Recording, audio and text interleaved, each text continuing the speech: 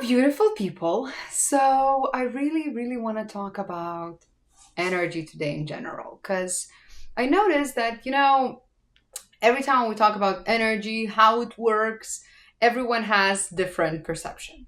One thing that I really hope and want for everyone to understand that energy doesn't disappear.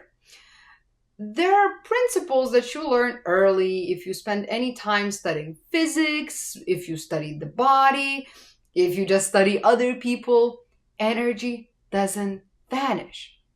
It does not kind of politely evaporate because you decided that you are over it. And it also doesn't disappear because you don't like the feeling, don't have the time, or don't want to deal with it, don't want to remember that. Energy just changes its form. This is what it's meant to do. That's why conservation a lot of time actually means it's still in lived experience. You don't get to delete energy. You get to move it, you get to bind it, you get to store it, you had to compress it, diffuse it, redirect it, metabolize it, or outsource it, right? The only real question is whether the transformation happens consciously or unconsciously, because energy will transform one way or the other.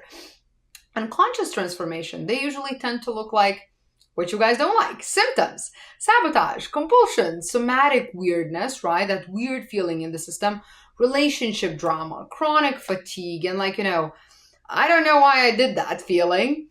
Behavior that usually makes all the intelligent people to question their own sanity. When people say that I don't feel anything, I usually hear, and the way that I decode it, I don't feel anything in the place I'm currently looking. When people say I moved on, a lot of times I hear that I moved the energy into the different container. And sometimes people say, I'm fine. And then, you see that the jaw is clenching. You see what their shoulders are doing. You see what the breath is doing, what the digestion is doing, and how their calendar looks like, right? How busy they are, because the psyche has thousands, if not millions of ways to remain loyal to the conservation without granting your conscious access to that content easily. And if you think it's pessimistic, it's only because you expected your nervous system to operate like motivational quote. It operates like a system. System conserves, systems redistribute, systems compensate, systems pay their bills somewhere else. They have to. The reason this matters, the most suffering, it's not caused by the original emotional event a lot of times. It's outgoing cost of keeping the energy in the shape it was forced into. Holding, compressing, suppressing, splitting, disassociating, overriding, performing, managing. These are all very, very expensive strategies. They're not expensive when you have to pay for them once. But imagine your system, you really pay for it all the time. People don't realize how much energy their psyche is actually spending just on maintaining internal agreements they made without the language. Without the language, sometimes prior to language. They think that they tried, because life is difficult. Sometimes they tried because their internal infrastructure, they're tired from that. Their internal infrastructure is running 3 incomplete operating systems all at once. And all of that requires conversion. This is where we have to talk about informational layers as we did. Because energy in human being, it's not just voltage, right? It's always energy plus information. The charge you carry, it's not the raw electricity. There is electricity there, but it's also charged, organized around the meaning, around the memory, around expectation, around the pattern. The same amount of raw arousal can manifest as excitement, fear, rage, grief, devotion, panic, creative intensity, lust, nausea, the sudden urge to reorganize your house at 2 a.m. because your nervous system has decided that really, this bed is the enemy. Your system is not only moving energy, it's moving in through layers and encoding that.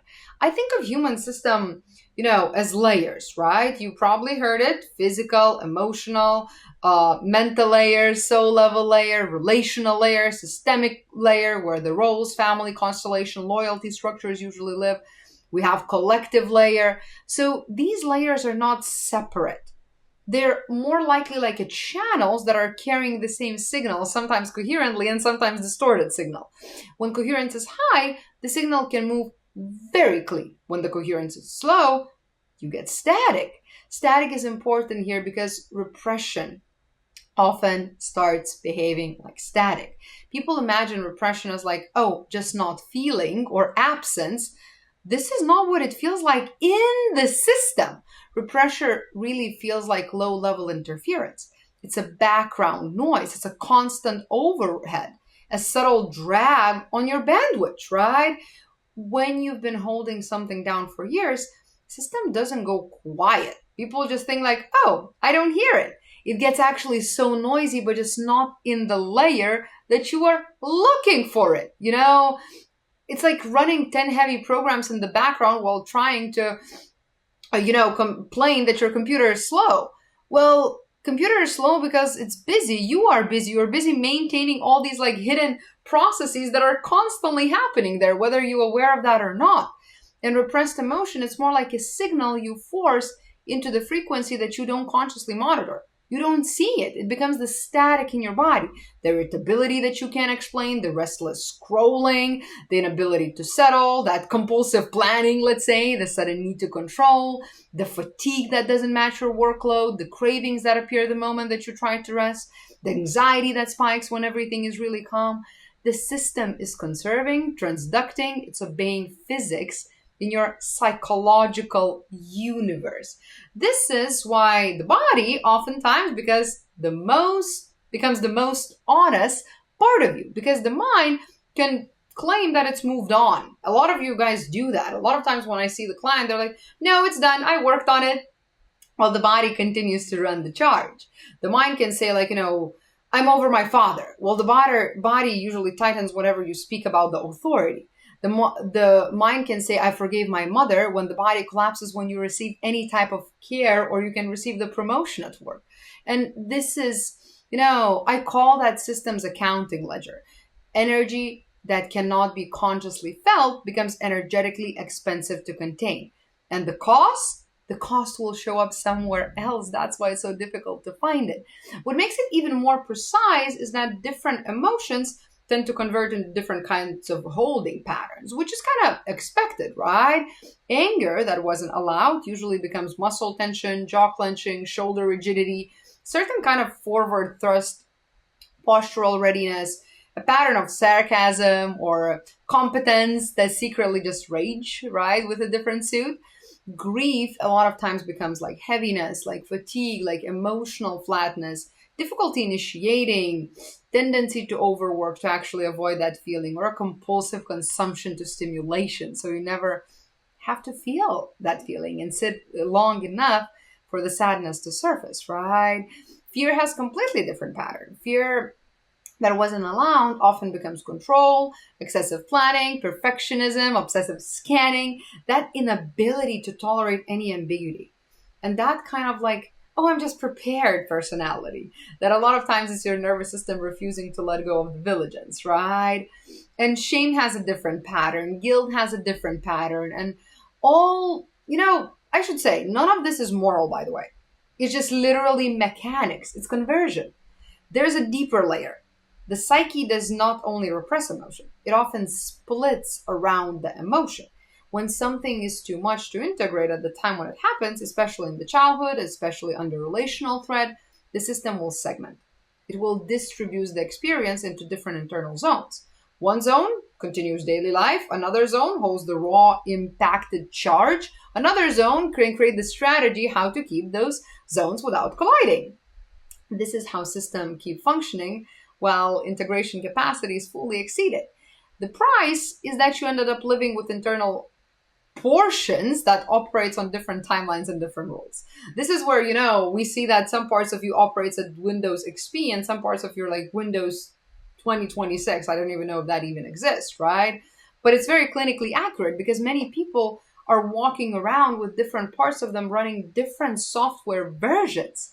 They're built under different environmental conditions. One part lives in the modern time with adult resources and the education and autonomy and the choice. Well, another part in you is still ruling on like 1999 rules. If I'm upset, I will lose love. If I need something, I am too much. If I relax, something bad will happen. If I succeed, there's the punishment. These parts are not outdated because they're stupid or something is wrong with them. They're outdated because they were built in the environment where those rules were adaptive. It was true at that moment. Well, the problem happens when the system tries to run simultaneously without any integration. And this is what we are met with. In practical terms, that means one part of you is trying to build a new life, while another part is still acting that you're still living in the old house. One part of you is starting the business. Another part of you is terrified to be seen. One part of you wants intimacy. Another part is wired to anticipate abandonment. One part of you is pursuing health. Another part of you is loyal to the family climate that is organized through sickness, struggle, and sacrifice. The system has to translate between those parts constantly. And that translation, that's the most energetically expensive thing. This is the unseen source of a lot of modern exhaustion. Think about what happens inside a computer when you run an old program in compatibility mode. It works technically, but it uses extra resources. It glitches, it requires wrappers, it requires patches, background processes. You can feel the drag. Now imagine doing that internally all day, every day, while also trying to meditate and drink water and stay positive. That incongruency alone is enough to drain a person because they're running multiple operating systems inside one body without undefined protocol. This is why healing oftentimes feel like getting worse before you get better, because people expect that adjusting the psyche will be soothing. Sometimes it is. Often, in the first place, is destabilizing because when you update one part of the system, everything else has to accommodate the new data. Change an internal setting, and the rest of the architecture has to recalibrate for the new data. Systems will always seek equilibrium. When you shift the equilibrium, you create a temporary imbalance. That imbalance obviously is reorganization pattern, and it feels very unpleasant. This is where those informational layers become very, very real. When one layer changes, the others cannot remain unchanged. If you release the repressed emotion in the body, the mental narrative will often scramble because it was built around not knowing that emotion existed. If you update your relational boundaries, your family system might react because you're stabilizing your role. If you stop performing as a survival identity, your nervous system might panic because it used to performance as regulation. If you start telling the truth, well, the field around you might reorganize because the truth changes the informational climate in the relationship. This is why people sometimes feel like it's like everything starts clicking after a certain internal shift. Is it a magic? I don't know. Maybe it is. Your system is aligning informational layers so the distortion starts decreasing. I think it's every day's magic. When the distortion decreases, your perception can be more clear. Your behavior becomes much more simple, and the relational field adapts around the new coherence. This clicking is very real. It's often misunderstood, obviously, and misinterpreted. People think that they manifested something or they raised their frequency, or alternatively, they think that they're losing control. Well, what's happening is that the system, it becomes more coherent. The energy previously spent maintaining distortion becomes available to you. That freed energy then moves into the domains: creative output, clearer decision, deeper rest, emotional capacity, relational honesty. The opposite also happens. When coherence decreases, when you split, repress, override, energy is diverted into maintenance. You become busy without doing anything. You become exhausted without any obvious cause. You start living in the constant low-level static that makes even the simple task so abnormously heavy. And there's also this DNA level noise. And when I talk about it, I'm not claiming that your genes contain your mother's sadness like a USB stick. I'm pointing into the phenomenon that baseline settings can be inherited. Stress sensitivity, threat threshold, emotional tolerance, general neurochemical tendency towards activation or shutdown. These things can be shaped by both early developmental environment and by the family's lineage accumulated survival's history. If a lineage has lived in the threat for generations, we talk about wars, displacement, the descendants often inherit bodies that find peace unfamiliar. If a family system has carried silence and unspoken grief, well, you will have that baseline heaviness that we can interpret that as a personal depression. They might spend years of trying to fix themselves without realizing that they're responding to the family climate embedded in their nervous system calibration. And that's more than common. This is also where unprocessed emotion in families behaves like background radiation. It doesn't announce itself, it shapes the entire field. It becomes the default atmosphere in which everyone's psyche develops. Children grow inside the atmosphere and they believe that it's their own nature. People call it my personality. Often it's just your field. And family system amplify this because roles becomes part of your system's stability. If you wear one who carries sadness, well, your healing changes the system's balance. And the system will push back. Not out of trying to hurt you, but this is the way to maintain the balance. When someone stops carrying what they actually were carrying, the system has to redistribute the weight. This is why some people experience guilt, resistance, or even physical symptoms when they start changing. The whole system has to adjust. And what does adjustment feel like subjectively? It often feels like your life becomes really destable for some time. You can do the right thing and suddenly you feel worse. You can speak the truth and your body starts shaking. You stop pleasing and you feel like you're dying, even though you're simply sitting in your living room. You step towards success and suddenly you feel as empty as you can be. The mind interprets these sensations as evidence that something is wrong. Well, in many cases, this is the effect after the nervous system shifting out of old regulational strategy. If you're regulated through tension for 20 years, releasing tension might really feel like losing identity. If you regulate it through urgency, moving into calm can feel like a withdrawal. It's really, really important for you to know that people live in environments that keep stimulation high, uncertainty is constant, the arousal is rewarded, and your nervous system fed variable reward constantly. Notification, news cycle, micro approval signals, outage, novelty. This keeps you in the state where your early emotional layers are harder to feel because there is no quiet. If your system is already good at converting that, environment will reinforce it. You become faster at anger, you become faster at certainty, you become faster at anxiety driven action because those states are rewarded by the collective field. You can see that playing out in everybody's bodies. The person who cannot tolerate silence often think that they're extroverted. Often what they're actually doing, they're avoiding that early domino that only showed up in the quiet. The person who cannot tolerate rest thinks that they're very ambitious. And a lot of times they're just avoiding the grief. And don't get me wrong, those qualities exist. And I really, really want you to understand that this is where we have to start asking different questions. We have to become more precise by tracking incongruency. Incongruence is one of the biggest energy drains in the human system.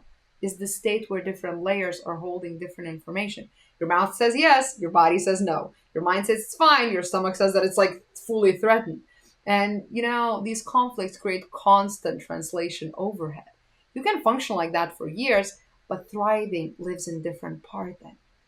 And metabolization is definitely something that we're going to speak next because we have to learn how to metabolize the energy. We have to understand how to actually allow that to move. What is that energy trying to become? And why has my system been forced to hold it in this form for so long?